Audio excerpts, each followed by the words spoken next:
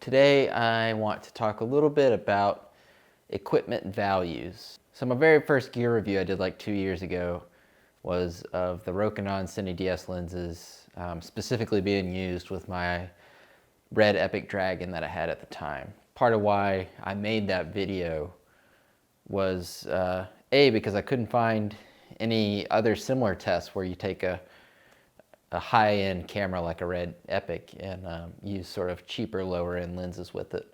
I was very curious before I bought the Rokinons kind of what that would look like and how that would translate. And the year before that, I just shot a feature film with my red Epic where we rented a Schneider Cinematography 25mm lens. We could only afford to rent one for the duration of the shoot, which was like a little over a month.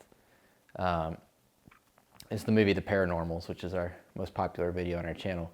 We shot that with a Schneider Cinematography lens, which is like a $7,500 lens, big, like 4-pound cinema lens. And that was kind of my first experience with the real cinema lens. And I will say that I could tell a difference when using it, not just physically, obviously, because it's a big lens, but I could tell that I was getting more out of the camera than I was with my previous mix of Canon and Sigma lenses. There's just something about the image that was just a little nicer. It just, contrast was a little better. It was a little sharper. It just looked a little more cinematic. It wasn't like a huge difference. You know, I don't think most people would necessarily notice, but people with an eye for image quality would probably notice. And so that was my first time kind of being validated by the idea that cinema lenses are indeed better if you can find a way to use them.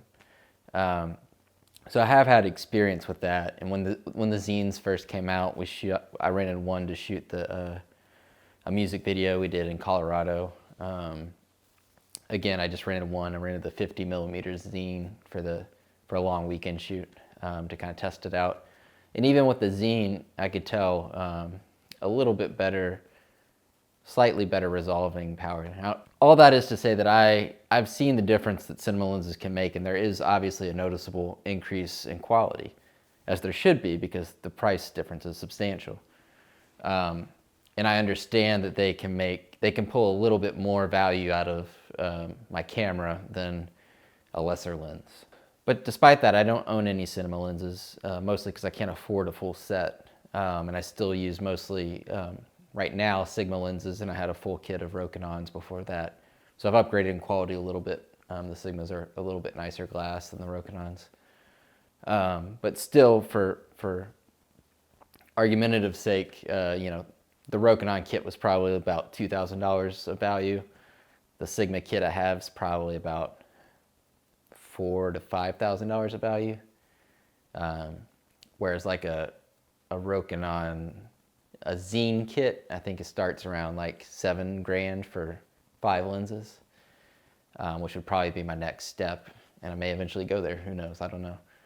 But right now I'm sort of in the nicer still photography glass area, but not yet switched to cinema lenses. But anyway, the point of that first video, once I did invest in the Rokinons and started shooting with them, I was really happy with the results. The point of that was to kind of shed light on the common misconception that you have to have expensive glass to go with an expensive camera. Obviously that's an ideal, but not everybody falls on the same spectrum of what they can afford or what they need or what their main use purpose is. Yet, for some reason, every time I make a lens video, I still get people that, I guess their gut reaction to seeing somebody with a red and even a Sigma art lens is, hey, you should have spent your money on a lens kit. You know, the better investment is nice lenses. This is kind of an age-old sort of, I guess, piece of advice. It's generally, you know, going back to just still photography world, it's always been sort of generally known that investing in lenses is a better long-term investment than investing in a nicer body. And that's obviously true because a lot of people believe it, and you can measure it. I mean, when you resell your lenses, they're going to be worth more than when you resell your body because the bodies become more obsolete more quickly because they're iterated more often. So like there's a new like 5D model every like 2 years. Some cameras get upgraded every year. Whereas lenses, you know, a nice lens, like say a Canon L series lens or a Sigma Art series lens, those aren't going to be sort of redesigned for probably 5 or 10 years each. So they come out with one of those that's going to be around for a while. And then the other rationalization from that, which is fairly true, but I'm going to kind of get into the details here, is that, you know, a Canon 7D, for instance, versus a Canon 5D, the sort of raw image results you're going to get between the two isn't as substantial as the image difference you're going to get from going from like a kit lens to like a Canon L series lens. The idea is that the lens makes a bigger difference than the camera sensors. I feel like cinematography is a little bit different. So kind of what's happened now with cameras now, you know, since the advent of video and DSLRs, like back in like 2009 through now, like the spectrum of cameras is a lot larger than it was even 10 years ago. Granted, you had medium format and all those specialty things. But nowadays, you know, there's a lot more people interested in video and there's a lot more cameras capable of filming video. And so the spectrum of money you can spend on a video camera is pretty massive. So for comparison's sake, let's compare like the GH5, the Panasonic GH5, or what else is in that kind of range, like a 5D Mark IV or something.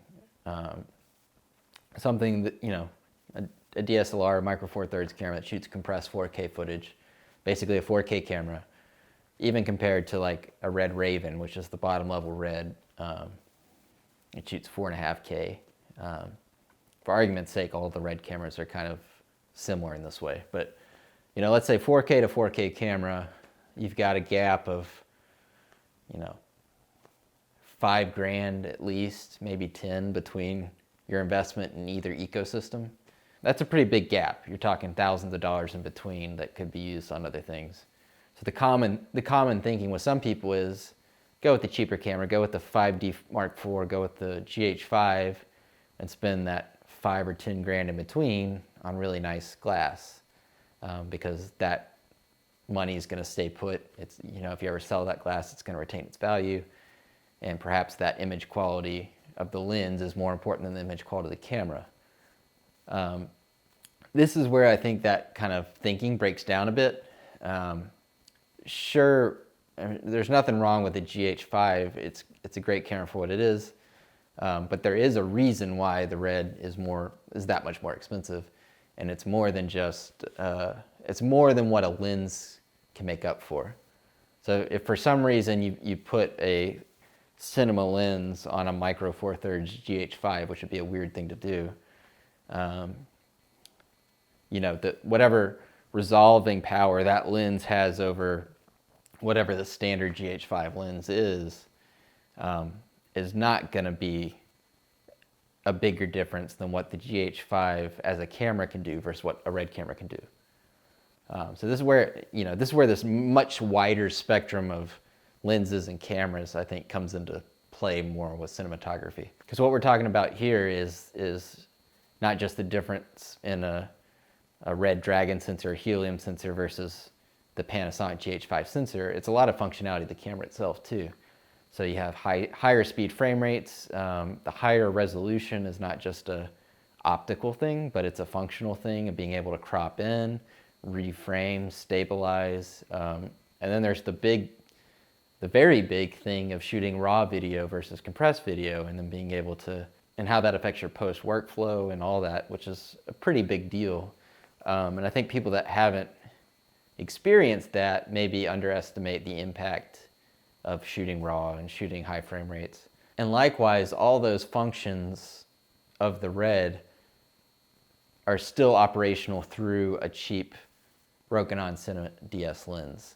And so while that lens may not have the resolving power of a Zine or a Sigma Cine lens or a Schneider Cine-Xenar lens, or, you know, however far you want to go into the cinema lens realm, when you average it all out, I think there's more value in a Red Epic with a Rokinon lens on it than there is in a GH5 or a 5D Mark IV or a 1DX or whatever the sort of cheaper Canons are that can do 4K with a cinema lens. Now there's some gray area there. I'm probably going to some extremes with like the GH5. You can get into the Canon Cinema series, the C100s, 200s of the world. There's the Black Magics, which are like, I think 4 or 5 grand, and you're shooting 4.5K resolution. As you get higher in price there and closer to the cost of the red, of course, some of those lines are going to start to blur. But also, as you get closer there, the odds of spending 10 grand on a cinema lens kit are also going to decrease. So basically what I'm getting at is I think the philosophy of investing in lenses over a camera, it starts to diminish when you start to see this bigger spectrum of cameras and lenses that exist today. When you're just in the photography conversation, where a nice lens is, $1,500 or $2,000, that's what they're talking about is a nice lens. And you're talking about differences in camera bodies that are, maybe $1,500 to $4 grand. That's where that world kind of exists of like, well, the lens is going to be a better tool long run. But when a lens kit costs 10 or 15 or 20 grand, and the camera costs that too, you have to pick what's important to you. And then that whole philosophy of maintaining the value of your gear is also based on the principle that you're going to eventually sell it, and not accounting for what happens in between.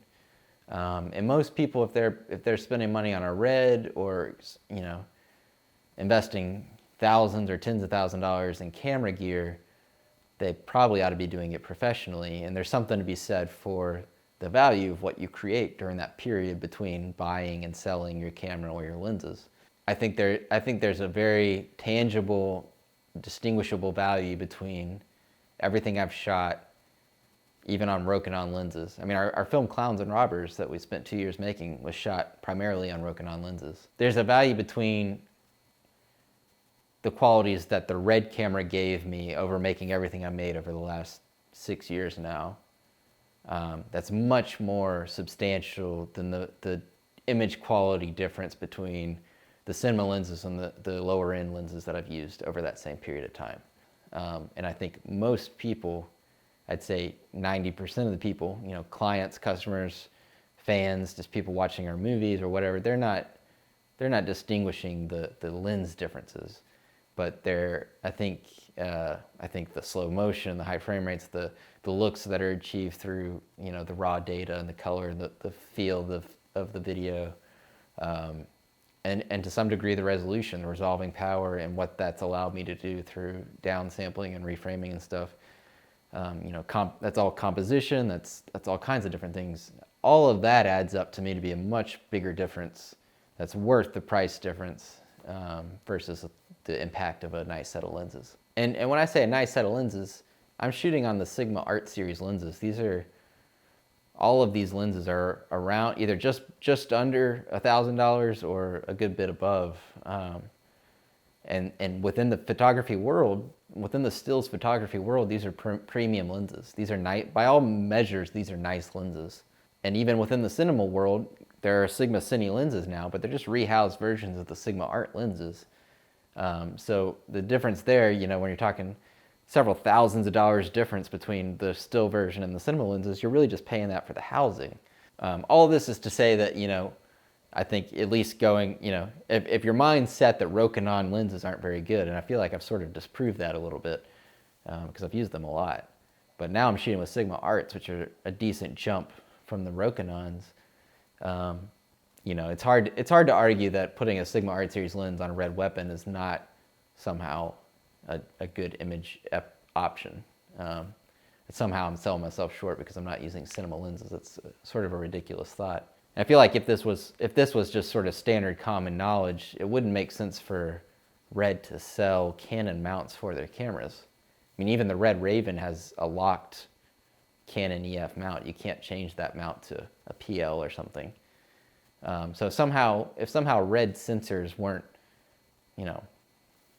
were too good for Canon level, photography glass, that just doesn't make sense because that's sort of a big part of how these cameras were built and what they're designed for.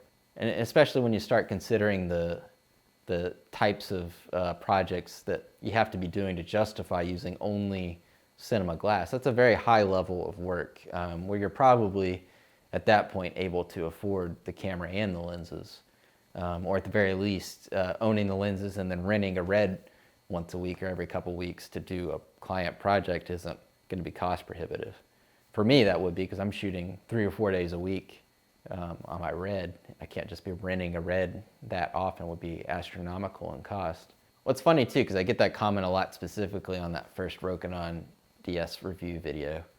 I guess just some people just have it in their head. They just have a gut reaction. They're like, oh, red camera with Rokinons, that's crazy. But there's nothing wrong with that. You're still getting a lot of value out of that camera.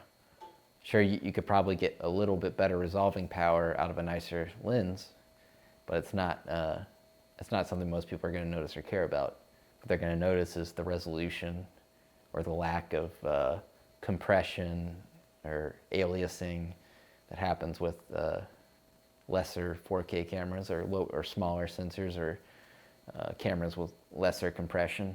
Those things are actually going to be a lot more noticeable than the clarity of the lens. But it all depends on who you're shooting for. You're shooting for YouTube. There are a lot of popular YouTubers. They're shooting on 8K red cameras that are not shooting films that need, cinema lenses, and I don't think most of them are shooting with cinema lenses either. And if you weren't, if cheap lenses on a red didn't make any sense, then why would these exist?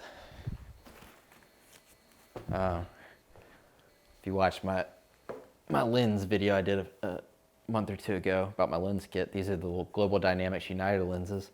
It's just the cheap plastic Canon lenses that have been rehoused in this heavy-duty housing.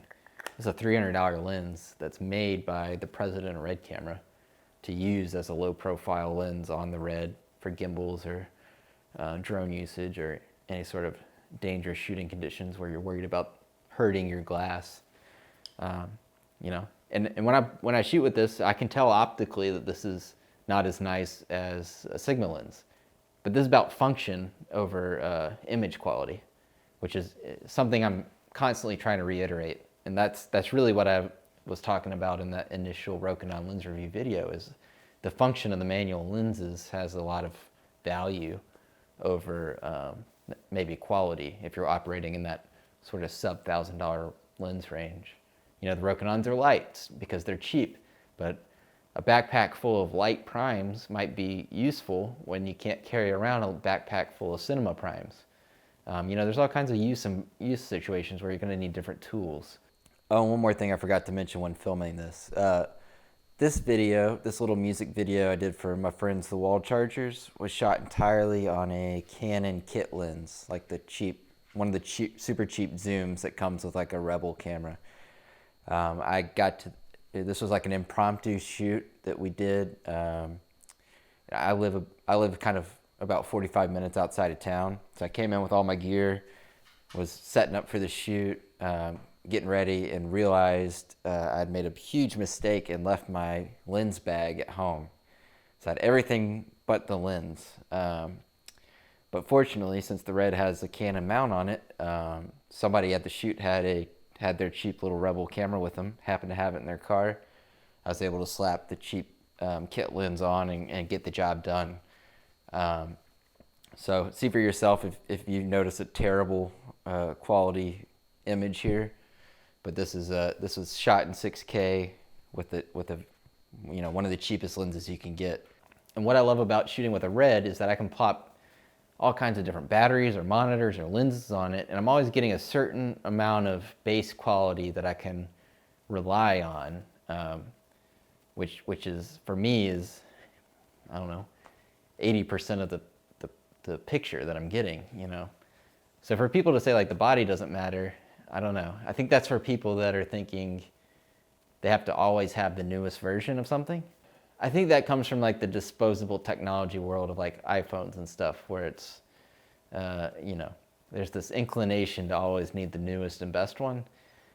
That is a lesser problem with a Red camera. You can't use an iPhone from 4 or 5 years ago, but you can still use a Red from 4 or 5 years ago and still be shooting better footage than 95% of people that aren't shooting on Red. Red does constantly innovate, and that can get a little annoying because it can make you feel like yesterday you were shooting with the best thing in the world, today you're not because they just came out with a new best thing. And I'm actually like two sensors behind now on the 6K Dragon sensor. But I still don't let that take away from the fact that every day I'm able to shoot pretty incredible stuff.